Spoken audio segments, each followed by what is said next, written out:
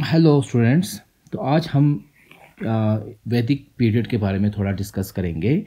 तो अगर हमने एंशियंट हिस्ट्री में देखा था, अगर हम इस टाइम लाइन को लेके चलेंगे तो अराउंड 2900 से लेके अराउंड हम कह सकते हैं 1600 BCE। तो यहाँ पे टाइम लाइन याद रखना है आपने। ओके, तो इस टाइम को हमने कहा था इंडस वैली सिविलाइजेशन, और कुछ इस टाइम तक इंडस वैली सिविलाइजेशन जो है वो एंड हो जाती है, वो ख़त्म हो जाती है या डिक्लाइन हो जाती है। फिर इंडिया में जो नॉर्थ इंडिया है, तो ये इंडिया का मैप यहाँ पे आपको दिख रहा होगा। तो जो हम इंडस वैली सिविलाइजेशन पढ़े थे वो इस रीजन में पढ़े थे। तो जो अब हम वैदिक पीरियड पढ़ेंगे वो इसी रीजन के बारे में होगा। मेनली वो फोकस होगा जो आज का पाकिस्तान रीजन है और जो नॉर्थ इंडिया है, यूपी एरिया, यहाँ तक। तो इस रीजन पे हम फोकस कर रहे हैं। ओके, तो यहाँ पे जो है पहले इंडस वैली सिविलाइजेशन हुआ करती थी। अब यहाँ पे अराउंड 1600 के आगे जाए, फिर यहाँ पे हमें नेक्स्ट टाइमलाइन में क्या आएगा, वैदिक पीरियड यहाँ पे हमें देखने को मिलेगा। अगर हम प्रॉपर वैदिक पीरियड की बात करें तो वैदिक पीरियड जो है वो अराउंड 1500 से लेके 600, ये हम BC की बात कर रहे हैं, बिफोर क्राइस्ट। तो 1500 से लेके 600 के बीच में इसको हम बोलेंगे वैदिक पीरियड।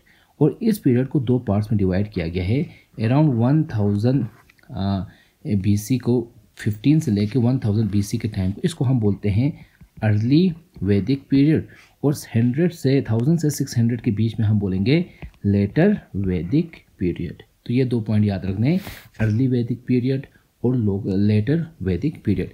और इनको वैदिक पीरियड क्यों बोलेंगे, देखो इनका जो टॉपिक का नाम क्या है, वैदिक पीरियड। इसको वैदिक पीरियड इसलिए कहा जाता है क्योंकि इस टाइम पीरियड में, ये जो टाइम पीरियड है, उस वक्त जो वेदास है उनको कंपाइल किया गया था। जो वेदास है, वेदास क्या है, वेदास जो है हिंदुज़म की बुक्स हैं। हिंदुज़म जैसे कि हम मुस्लिम्स हैं, मुस्लिम्स में कुरान होती है, या फिर अगर आप शिया हो तो नहजुल बलागा हुई, अगर आप सुन्नी हो तो सही मुस्लिम, सही बुखारी, इब्न माजा, या जो भी इब्न तिरमिदी की जो किताब है। तो इस तरह से अलग अलग किताबें होंगी हर एक रिलीजन की, है कि नहीं। तो इसी तरह जो हिंदुज़म की जो सबसे ओल्डेस्ट किताबें हैं, बुक्स हैं, वो उनको हम क्या कहते हैं, वेदास कहते हैं। ये पॉइंट। तो ये जो बुक्स थी, जो वेदास जो आज हमारे पास है, कल को क्वेश्चन आएगा कि जो अर्लीस्ट टेक्स्ट सोर्स जो है वो क्या है, तो वो यही वेदास है, ओल्डेस्ट रिलीजियस बुक्स। और ये किस पीरियड में लिखी गई थी, तो वो इसी 1500 से लेके 1500 से 600 BC के टाइम पीरियड पे लिखी गई थी। तो इसीलिए इस पीरियड को हमने क्या कहा, तो इस पूरे इस पीरियड को हमने कहा वैदिक पीरियड, क्योंकि इस टाइम पे क्या हुआ था, वेदास जो है वो कंपाइल हुई थी। अब क्वेश्चन में नहीं आएगा समझने के लिए, अगर आप समझो तो वेदास मीन्स की बुक्स हो गई। यूँ कह सकते हो कि उस वक्त जो गुरुस होते थे, ऋषिस होते थे, उन्होंने जो टीचिंग्स मतलब डिवाइन टीचिंग जो लिए थे, तो उन्हीं को कंपाइल करके वेदास बुक्स बनाई गई हैं। तो आपने बस इतना याद रखना है कि इस टाइम पीरियड को वैदिक पीरियड कहेंगे, अर्ली वैदिक पीरियड और लेटर वैदिक पीरियड। और यहाँ पे ये इस रीजन में फ्लोरिश हुआ था। ठीक है, तो यहाँ पे अगर इस नोट्स में हम देखें तो जो वैदिक पीरियड है वो दो, ऋग वैदिक पीरियड, इसको अर्ली वैदिक पीरियड भी बोलेंगे, और लेटर वैदिक पीरियड या पोस्ट वैदिक पीरियड भी इसको हम बोलते हैं। ये पॉइंट। और अब यहाँ पे देखो, यहाँ पे एक टॉपिक है आर्यन इन्वेजन। तो ये जो वैदिक पीरियड है, अब यहाँ पे अगर इस इमेज को आप देखोगे तो हमने इंडस वैली सिविलाइजेशन पढ़ी थी। तो जो ये जो एरिया है, जो आज का पाकिस्तान का एरिया है, जो अराउंड, हाँ, इंडस जो रिवर है, ये इंडस रिवर है, तो इस इंडस रिवर या इंडस वैली के अराउंड जो रीजन है, वहाँ पे इंडस वैली सिविलाइजेशन फ्लोरिश हुई थी। फिर जो हिस्ट्री के हिसाब से फिर अराउंड 1500 BC के टाइम पे क्या हो गया कि ये जो रीजन है यहाँ पे जो इंडस वैली सिविलाइजेशन थी वो ख़त्म हो जाती है। फिर वहाँ पे एक नई एक रेस आ जाती है जिसको हम आर्यंस बोलेंगे, जिन्होंने वेदास कंपाइल किया होता है। तो वो लोग यहाँ पे आते हैं। तो एक कहा जाता है कि ये जो आर्यंस इस एरिया में जो आ गए, वो कहा जाता है कि सेंट्रल एशिया, ये जो एरिया है वो सेंट्रल एशिया है। तो ये लोग यहाँ से माइग्रेट होकर कहाँ आए थे, इस एरिया में आए थे। सब कॉन्टिनेंट जो आज का पाकिस्तान का रीजन है, जो इंडिया का नॉर्थ का रीजन है, वहाँ पे आए थे। तो इसलिए इसको हम बोलेंगे आर्यन इन्वेजन। तो इंडस वैली के ख़त्म होने के बाद इस रीजन में कौन सा आए थे, आर्यंस आए थे। और आर्यंस के ही जो है उन्हीं की जो वेदास है वो किन से रिलेटेड है, आर्यंस से रिलेटेड है। तो ये एक पॉइंट आपने याद रखना है। उसके बाद कोई अगर क्वेश्चन हो, डाउट हो, तो आप ग्रुप में मुझे पूछ सकते हो। ओके, फिर हम देखो हम अभी पढ़ रहे हैं वैदिक पीरियड, और वैदिक पीरियड क्यों बोलेंगे, क्योंकि यहाँ पे 4 वेदास कंपाइल हुए थे। तो यहाँ पे मैंने लिखा है Indus river Vedas are holy books that serve as spiritual guide for Hindu religion. तो हम इन शॉर्ट ये कह सकते हैं जो वेदास है वो हिंदू रिलीजियस टेक्स्ट से, हिंदू रिलीजन बुक्स थे, तो उनको वेदास कहेंगे, और वो उस टाइम पे कंपाइल हुए थे। और ये किस लैंग्वेज में है, संस्कृत लैंग्वेज में। तो अगर हम DSSRB की बात करें तो वहाँ पे बिल्कुल इजी क्वेश्चन आ सकते हैं। एक क्वेश्चन ये आ सकता है कि वेदास कितने हैं, तो कितने वेदास हैं, 4 वेदास हैं, ये पहला क्वेश्चन आपको याद रखना है। तो यहाँ पे अगर हम लिखो तो वेदास, तो पहला क्वेश्चन है वेदास कितने हैं, तो यहाँ पे आपको पता होना चाहिए 4 वेदास हैं, 4 किताबें हैं वेदास। अब हमने अभी क्या कहा कि जो 1000 है, यहाँ पे देखो ये अर्ली वैदिक पीरियड और लेटर वैदिक पीरियड। तो ये जो 4 वेदास है उनमें से जो फर्स्ट वेदा है, जो अर्ली वेदा, उसको हम बोलेंगे ऋग वेदा। तो ये जो है इस टाइम पीरियड में अर्ली, जो यहाँ पे अगर हम देखें तो अर्ली टाइम 1500 से 1000 के बीच में जो वेदा कंपाइल हुआ था उसको हम ऋग वेदा कहेंगे। तो इसलिए जो ये पीरियड है अर्ली वैदिक पीरियड, इसको दूसरा हम ऋग वैदिक पीरियड भी कहते हैं। तो इसको हम क्या कहेंगे, ऋग वैदिक पीरियड बोलेंगे, ऋग वैदिक पीरियड भी हम इसको कहते हैं। तो ये पहला क्वेश्चन आता है कि ओल्डेस्ट वेदा कौन सा है, ऋग वेदा। तो टोटल वेदास कितने हैं, 4 वेदास है। बाकी वेदास जो हैं वो हैं, एक इधर में टाइम इस तरह लिख देता हूँ, 3 वेदास हैं। क्या क्या है, यजुर्वेदा, समावेदा और अथर्वा वेदा, ATH अथर्वा वेद। तो ये जो 3 वेदास हैं ये जो है बाद में आ गई। तो ये जो 3 वेदास हैं ये लेटर वेदास है, ये बाद में आई थी, तो इनको हम लेटर वैदिक पीरियड में ये 3 वेदास आते हैं, अर्ली वैदिक पीरियड में ऋग वेदा आता है। तो ये क्वेश्चन आपने याद रखने हैं कि वेदास कितने हैं, 4 है, और उनकी ऑर्डर क्या क्या है, तो ऋग वेदा और यजुर्वेदा, समावेदा, अथर्वा वेदा। तो ये एक ऑर्डर में आपने याद रखना है, ये एक पॉइंट आपको याद होना चाहिए। तो यहाँ पे भी यही चीज़ें हैं। फिर यहाँ पे 2-3 पॉइंट्स याद रखने हैं। देखो एक तो है ये चीज़ वेदास, तो हमने बोला 4 वेदास हैं, ओके, यहीं पे सब चीज़ें मैं यहाँ पे ही लिख देता हूँ। तो ये जो वेदास हैं ये लैंग्वेज किस लैंग्वेज में लिखी गई है, तो इनको लिखी गई है संस्कृत लैंग्वेज में। किस लैंग्वेज में लिखी गई है, संस्कृत लैंग्वेज में। अब इस फोटो को देखोगे तो ये कुछ इस तरह से होती है संस्कृत लैंग्वेज। तो संस्कृत लैंग्वेज कुछ इस तरह से लिखी होती है। तो ये 4 वेदास हैं जो वो किस लैंग्वेज में लिखे गए हैं, तो आपने याद रखना है वो संस्कृत लैंग्वेज में लिखे गए हैं। और मैंने उस एक ग्रुप में भी एक क्वेश्चन डाला था कि हमारे पास इंडिया में, अगर हम इंडिया की बात करें तो इंडिया में कोई भी नेशनल लैंग्वेज इंडिया में नहीं है, पहला पॉइंट। दूसरा हमने कहा था उसमें जो ऑफिशियल लैंग्वेज है वो कितने हैं, 2 है। क्या क्या, एक तो हिंदी और दूसरी क्या है, इंग्लिश। ये 2 क्या है, ऑफिशियल लैंग्वेज से। फिर तीसरी चीज़ मैंने वहाँ पे कही थी जो शेड्यूल्ड लैंग्वेज है, शेड्यूल्ड लैंग्वेज जो किस शेड्यूल में है, जो 8 शेड्यूल में जो लैंग्वेजेस दी गई हैं उनको हम क्या बोलेंगे, शेड्यूल्ड लैंग्वेजेस। कितने हैं, वो 8 शेड्यूल में दी गई हैं और वो है 22। और इसी तरह एक कैटेगरी आती है क्लासिकल लैंग्वेजेस। क्लासिकल लैंग्वेजेस में उस दिन मैंने आपको शायद ग्रुप में भेजा होगा, नहीं तो मैं उस फोटो को फिर से भेजता हूँ, जहाँ पे क्लासिकल लैंग्वेजेस कितनी है, 11 क्लासिकल लैंग्वेज है, जिसमें से एक क्या है, संस्कृत है, एक क्लासिकल लैंग्वेज। तो अभी इसी साल कुछ 1-2 हफ्ते पहले या 1 महीना पहले जो है संस्कृत और पाली, जो पाली लैंग्वेज है, प्राकृत लैंग्वेज है, उनको भी क्लासिकल लैंग्वेजेस में ऐड किया गया है। तो यहाँ पे जो आपने याद रखना है क्वेश्चन के लिए वो है कि 4 वेदास थे। अर्ली वेदा कौन सा है, ऋग वेदा सबसे पहले वाला। उसके बाद जो 3 वेदा आए वो बाद में आए, यजुर्वेदा, समावेदा, अथर्वा वेदा, ये 3। उसके बाद जो पॉइंट याद रखना है वो है कि किस लैंग्वेज में है, ये संस्कृत लैंग्वेज में है। और उसके बाद एक पॉइंट याद रखना है, जो संस्कृत लैंग्वेज है वो एक क्लासिकल लैंग्वेज भी होती है। क्लासिकल लैंग्वेजेस कितने हैं, 11 क्लासिकल लैंग्वेजेस है इंडिया में। तो ये पॉइंट। उसके बाद यहाँ पे आप देख सकते हो, फिर यहाँ पे आप कुछ देख, तो हमने अभी क्या कहा, ऋग वेदा, जो अर्ली वेदा है वो ऋग वेदा है। तो ऋग वेदा जो है वो अलग अलग पार्ट्स में डिवाइड है। उन पार्ट्स को क्या बोलेंगे हम, मंडलास बोलेंगे। क्या कहेंगे, मंडलास, एक पॉइंट। और ऋग वेदा, अगर यहाँ पे एक फोटो दिखाता हूँ आपको, यहाँ पे इस फोटो को, इस नोट्स को देखो, जो ऋग वेदा है उसमें क्या होता है, कंटेंस हिम्स। हिम्स हो गए जो भगवान होते हैं या ईश्वर होता है, उसके प्रेज में, उसकी तारीफ में जो हम गाने लिखते हैं उनको हिम्स बोलेंगे। तो ये जो ऋग वेदा है उसमें मोस्टली क्या है, भगवान को लेके या गॉड को लेके उसमें तारीफ़ें होके जो पोइट्री होती है या जिसको हम इंग्लिश में हमारी लैंग्वेज में तराने जो बोलेंगे, तो उस टाइप का, तो वो होता है ऋग्वेदा में। और जो समावेदा है वो किस रिलेटेड, उसमें ज़्यादातर सेक्रीफाइस के बारे में लिखा होता है समावेदा। तो आप याद रख सकते हो, S for Samaveda, S for sacrifices. जो यजुर्वेदा है उसमें मेनली यजनाथ में जो पूजा पाठ होता है उसके रिलेटेड जो रिचुअल्स होते हैं उस बारे में है। तो Y for यजुर्वी, Y for yajnas, इस तरह से याद रख सकते हो। और जो अथर्ववेदा है तीसरा चौथा, उसमें मेनली डील होता है मैजिक स्किल, जादू और इन चीज़ों के रिलेटेड जो भी चीज़ें होती है वो उसमें अथर्ववेदा में डील होती है। तो ये 4 पॉइंट्स आपने याद रखने हैं कि जो ऋग्वेदा है वो ज़्यादा प्रेज मतलब वर्शिप ऑफ गॉड या फिर गॉड की तारीफ में जो भी हिम्स लिखे हुए हैं उन रिलेटेड हैं। बाकी समावेदा, यजुर्वेदा, अथर्ववेदा ये सेक्रीफाइसेस के बारे में बोलता है, ये मतलब बाकी रिचुअल्स के बारे में बोलता है, और ये मैजिक के बारे में इसमें लिखा हुआ है। कुछ इस तरह से आपने याद रखने। ऋग्वेदा, तो ये जो ऋग्वेदा है ये छोटे छोटे अलग अलग बुक्स में लिखा है। एक तो इसमें हमने क्या बोला, ये बात करता है हिम्स के बारे में, HYMN। हिम्स मीन्स गॉड के प्रेज में जो भी पोइट्री होती है या तराने लिखे होते हैं गॉड के या भगवान के तारीफ में, उनको हिम्स बोलेंगे। तो अराउंड 1028, कितने 1028 तराने कुछ लिखे होते हैं हिम्स में। तो हिम्स किस वेदा में मेंशन होता है, ऋग्वेदा में। और कितने हिम्स हैं टोटल, अराउंड 1028।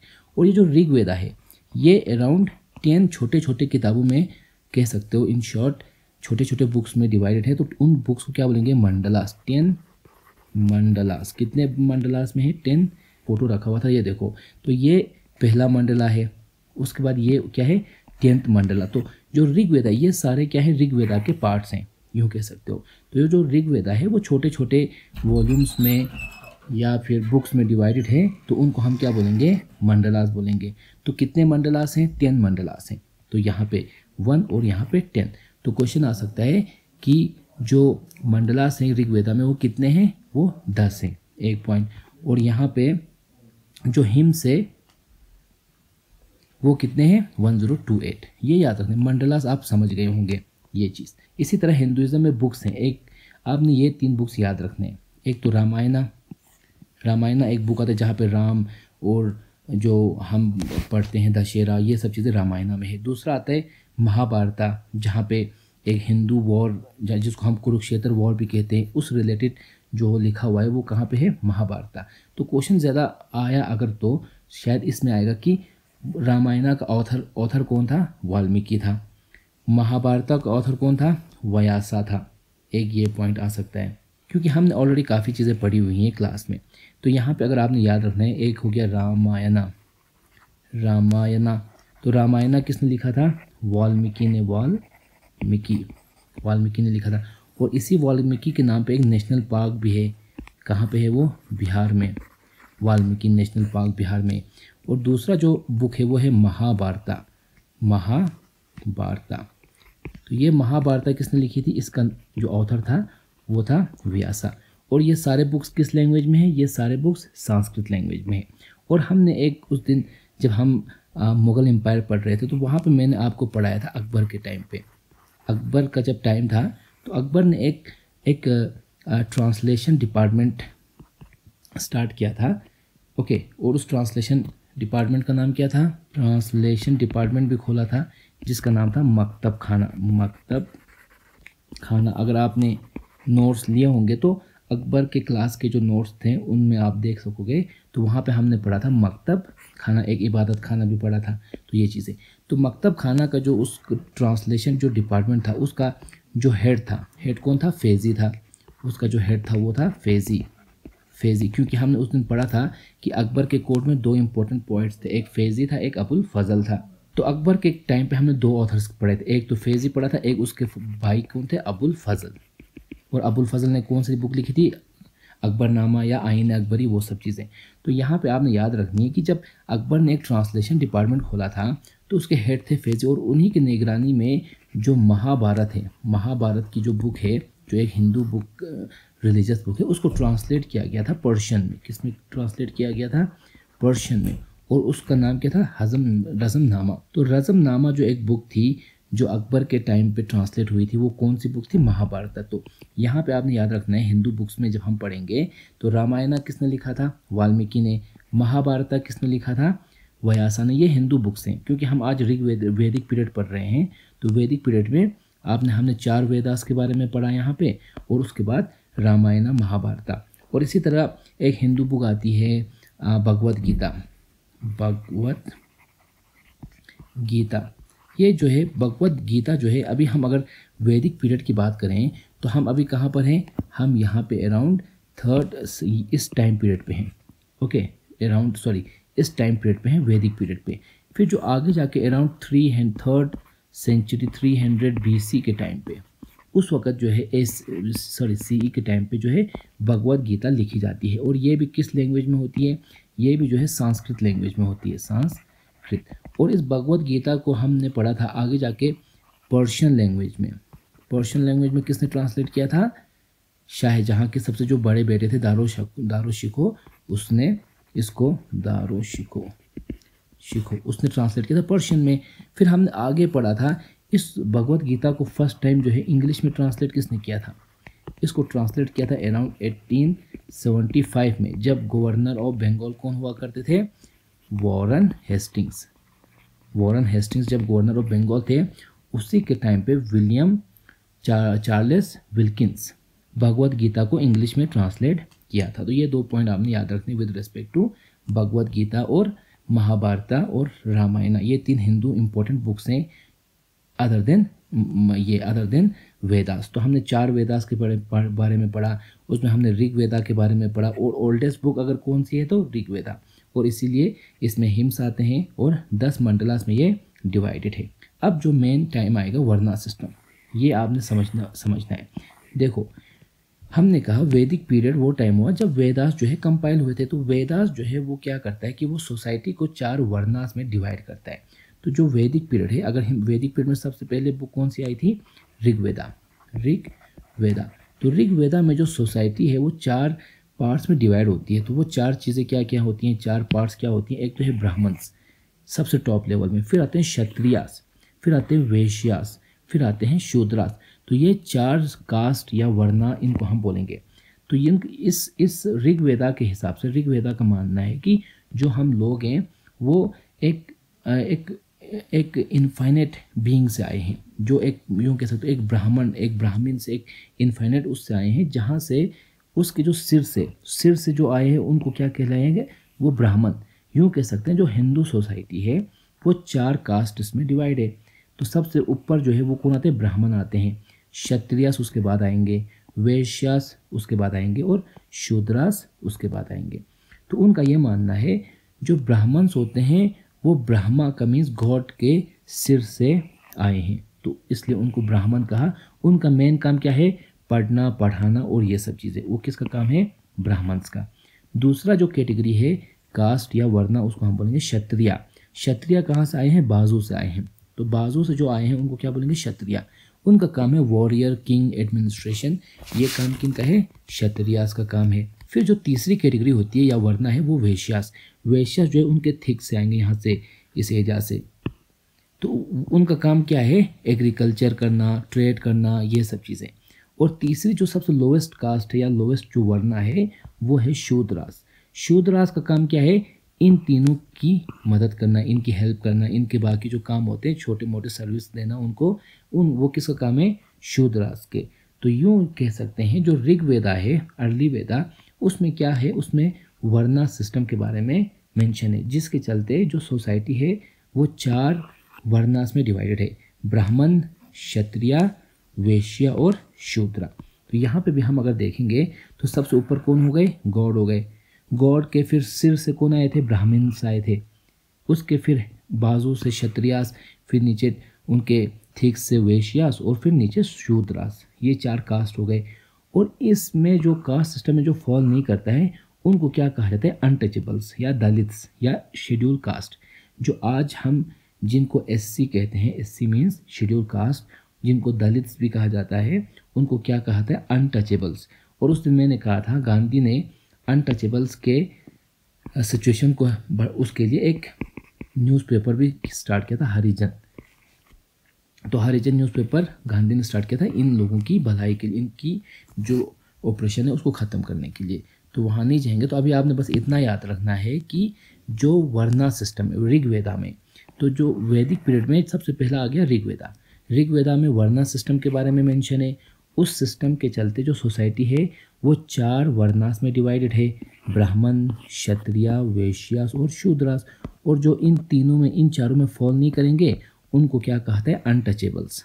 ओके, ये 4 चीज़ें। तो यही चीज़ें यहाँ पे अगर आप इन पीडीएफ्स को देखोगे तो वही चीज़ें यहाँ पे लिखी हुई है।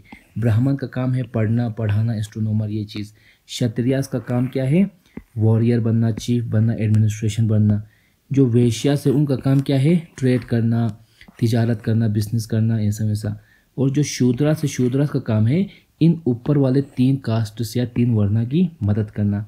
और इन सब से जो बाहर आते हैं दलित्स, और बाकी जो सबसे गए गुजरे काम होते हैं वो किन का काम है, दलित्स। तो ये चीज़। उसके बाद जो ऋग्वेदा है वहाँ पे एक चीज़ मेंशन होती है सप्ता सिंधु के बारे में। वो ये है कि जो उस वक्त जो इंडस रिवर है, यहाँ पे लिखा हुआ है उस वक्त जो इंडस रिवर, क्योंकि ये जो पूरी सिविलाइजेशन है जो ऋग्वेदिक पीरियड है वो सिविलाइजेशन कहाँ पे आई, इंडस रिवर के अराउंड जो रीजन है वहाँ पे। तो उस वक्त ऋग्वेदा में मेंशन है कि उस वक्त 7 रिवर्स हुआ करते थे। और वो 7 रिवर कौन कौन से हैं, इंडस, झेलम, चिनाब, रवि, ब्यास, सतलुज, और एक रिवर है घाघरा या हकरा, जो आज जो है आज कहीं भी दिखती नहीं। ये एक रिवर है जो ख़त्म हो चुकी है, लेकिन उस वक्त शायद ये रिवर फ्लो करती थी, तो इसलिए इस रिवर का नाम मेंशन है कहाँ पे, ऋग्वेदा में। तो ऋग्वेदिक पीरियड में ये 7 रिवर है। अब क्वेश्चन इस तरह आ सकता है कहीं पे कि जो ये रिवर है इंडस, झेलम, चिनाब, रवि, ब्यास, सतलुज, इनके पुराने नाम क्या है, एंशियंट नेम्स क्या है।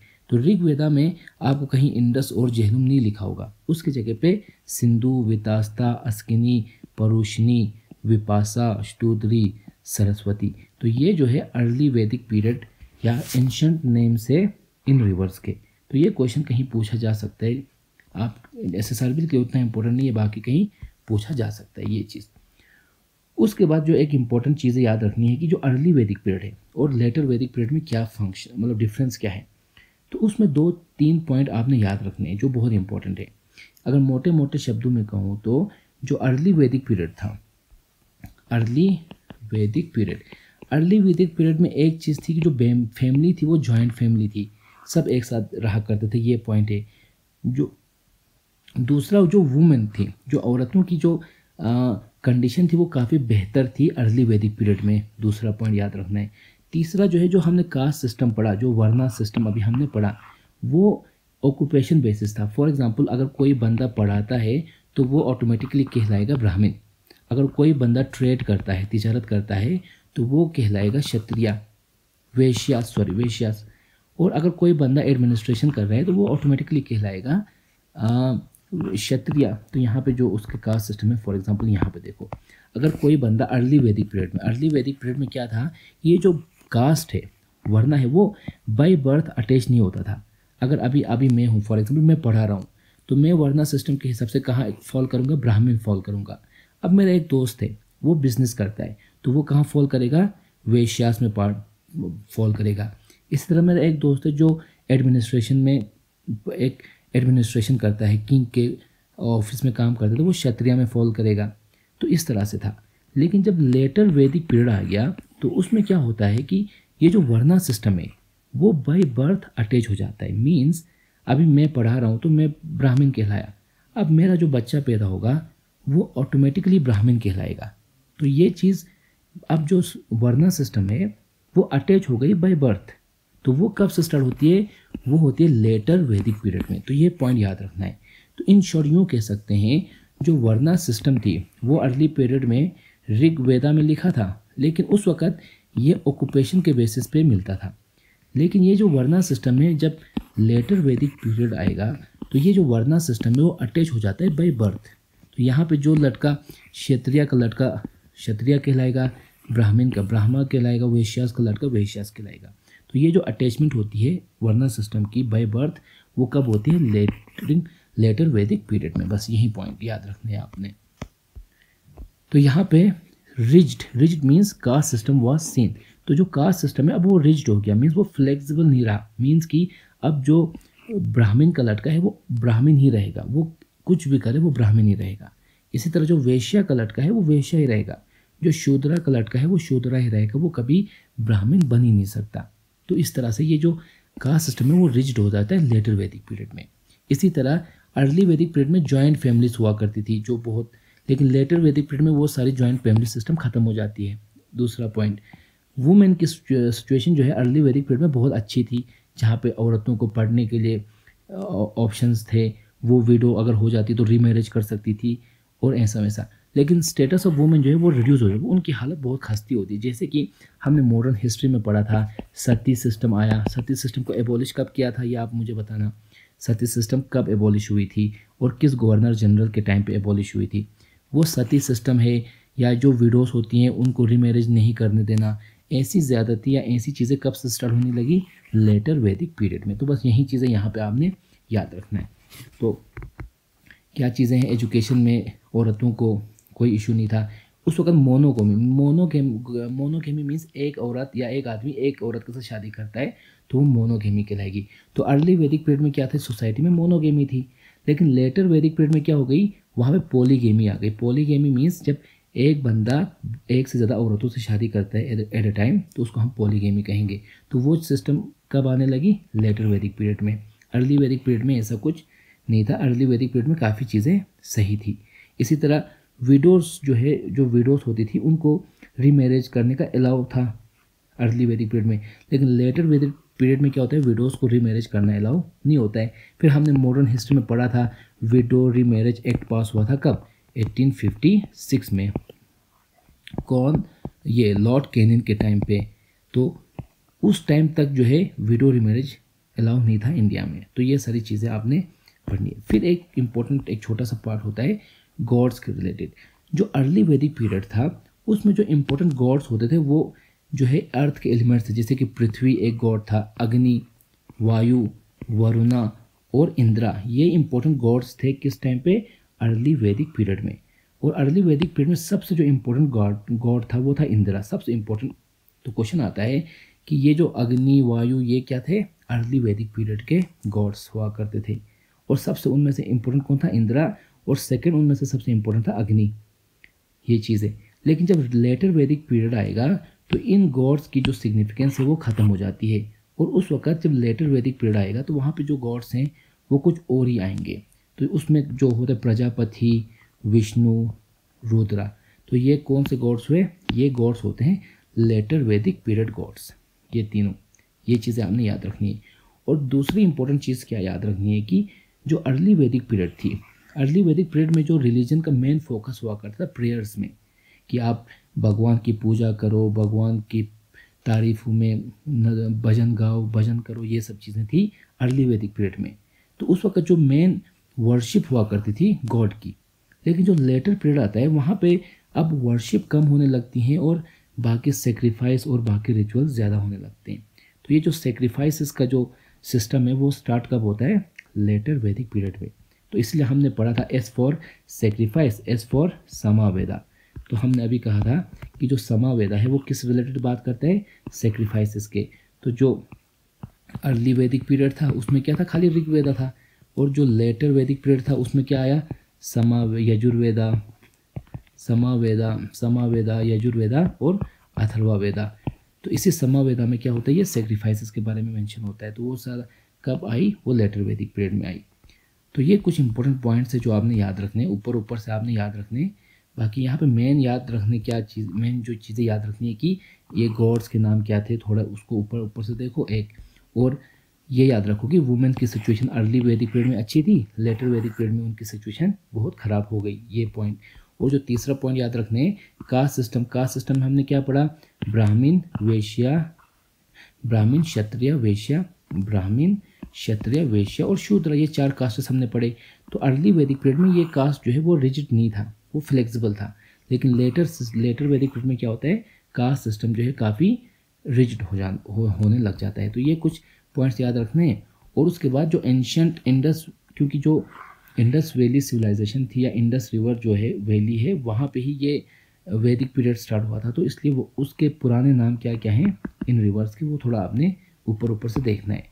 बाकी आपके DSSRB एग्ज़ाम में कास्ट सिस्टम के बारे में पूछेंगे कि इनका ऑर्डर क्या क्या है, ब्राह्मण, क्षत्रिय, वैश्य और शूद्रा। सबसे ऊपर ब्राह्मण, फिर क्षत्रिय, फिर वैश्य और फिर शूद्रा, इस तरह से। तो ये थोड़ा आपने देखना है। और फिर जो हमने यहाँ पे पढ़ा ऋग्वेदा और यजुर्वेदा, तो ये 4 वेदास के नाम आपको पूछ सकते हैं। तो इतना याद रखो, आई थिंक काफ़ी होगा। और यहाँ पे अगर कुछ समझ नहीं आ रहा हो तो आप मुझे उसमें ग्रुप में मैसेज कर सकते हो। और बाकी ऐप में इसके रिलेटेड बहुत सारे क्वेश्चंस दिए हुए हैं, तो आप उन क्वेश्चंस को ऐप में देख सकते हो, प्रैक्टिस कर सकते हो।